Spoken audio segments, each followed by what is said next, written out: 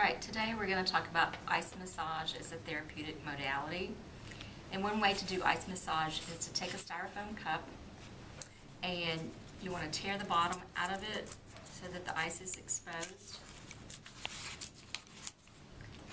But you want to have the top part so that the therapist can hold the styrofoam part. And that way you keep your fingers from getting too cold. And how ice massage works is that you put it over the skin and it decreases the temperature of the skin and the muscle tissue. And after you finish icing, it can last from 1 to 3, maybe even longer hours. Reasons that you can use ice are acute inflammation and injury, and Anne actually was working out and has some residual pain in her shoulder. You can use it for someone who's in chronic pain, if the client tolerates cold well, and many clients who have arthritis and pain syndromes do not tolerate cold well, so that's something to be aware of. You can use it with small burns, localized swelling, and with caution you can use it to decrease spasticity. Not as many therapists use ice massage anymore to decrease spasticity because sometimes there's a rebound effect after you ice and it increases the spasticity instead of decreasing it. Contraindications for ice massage are someone that has cardiac dysfunction, any large open wounds, atherosclerosis, Raynaud's disease or phenomenon, which is an issue with cold and their decreased circulation in their fingers usually. You don't want to put it over any regenerating peripheral nerves. A person who has cold urticaria, which means that if they go outside and it's cold, they break out into hives. If they have impaired sensation, that's a contraindication. They're not going to be able to tell when it's too cold, and they could suffer hypothermia. And the last one is if the person has some communication issues and cannot tell you if the cold is on there for too long. For precautions, you want to be careful using it with a child or an older person who may have some issues understanding what it is that you're doing. You want to avoid the cold in people that have Raynaud's, especially their hands. You don't want to do it over a normal peripheral nerve if the nerve is too close to the skin.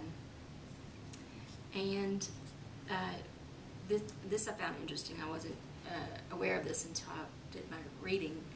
But if an athletic trainer is working with someone who's got hurt in the sport on the field, they don't want to immediately send them back into the game right after icing because there's an anesthetic effect and they may injure or re-injure something and not be aware of it.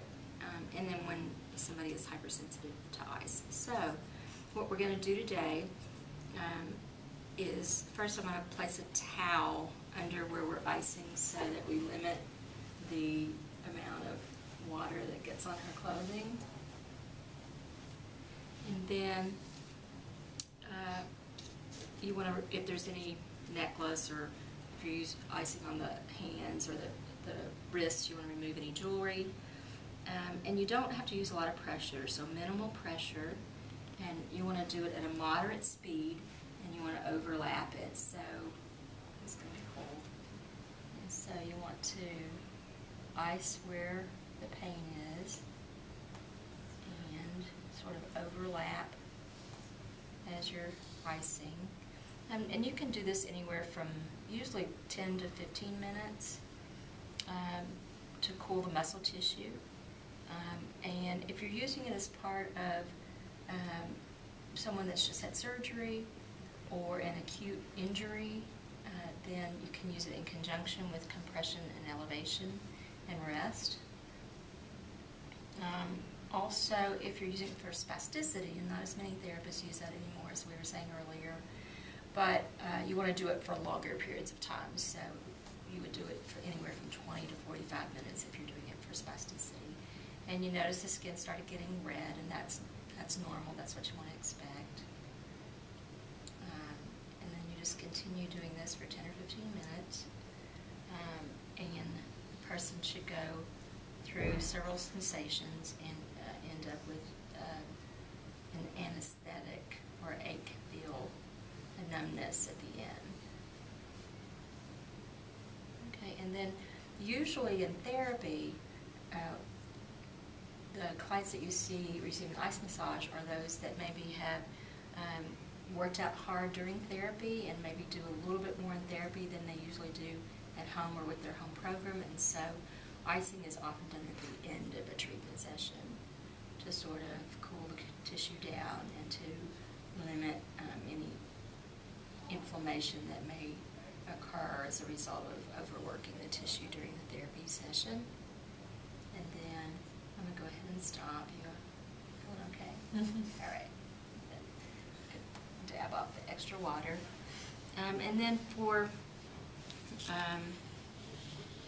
documentation, if you're using ice massage as part of your treatment, you want to note the client's position, the area that was cooled, the temperature of the ice, the length of the application, and the client's response to ice massage.